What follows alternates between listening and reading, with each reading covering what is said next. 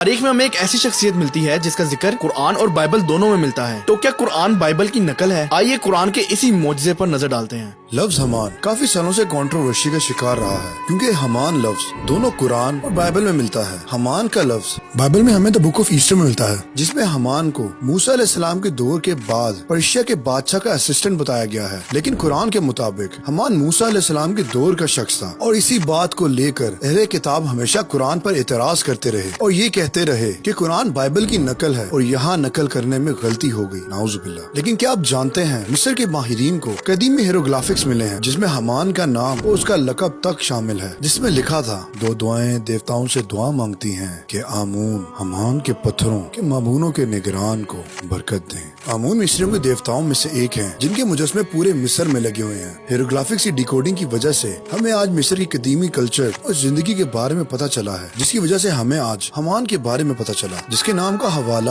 ہمیں وہ نام کے میوزیم ہوف میں دیا گیا تھا، اور اسی تحریر سے حمان اور فرعون کے قریبی تعلق کی نشاندہی بھی ہوتی ہے۔ جرمن سائنٹسٹ والٹر واس زینکی ہو، جس نے قدیم کلچر کے تجزیے کے اور جس کے کام کو ماسٹر پیس کے طور پر قبول کیا گیا، جو کہ بتاتا ہے کہ حمان اور فرعون کے تعلقات تھے، جو کہ ہوف کے میوزیم کے مونومنٹ پہ لکھے ہوئے ہیں۔ اور ہرمان رینکی، جو کہ قدیمی مصر کے تاریخ دان اور ماہر بھی ہیں، اپنی dictionary the people in the new kingdom میں حمان کا ذکر پتھر کی کانوں کے مزدوروں کے سربراہ کا کیا ہے، جس سے یہ ثابت ہوتا ہے کہ حمان مصر میں تھا اور یہ کنسٹرکشن کا کام کرتا تھا، جس کے انڈر کافی لوگ کام کرتے تھے۔ لیکن کیا آپ جانتے ہیں کہ قرآن حمان کے بارے میں کیا کہتا ہے؟ اللہ تعالیٰ قرآن میں فرماتے ہیں، اور فرعون نے کہا کہ اے اہل دربار، میں تمہارے اپنے سوا کسی کو خدا نہیں جانتا، تو حمان میرے لیے گاڑے کو آگ لگوا دو، پھر ایک محل بنا دو تاکہ میں موسیٰ کے خدا کی طرف چڑھ جاؤں، اور میں تو اسے جھوٹا سمجھتا ہوں۔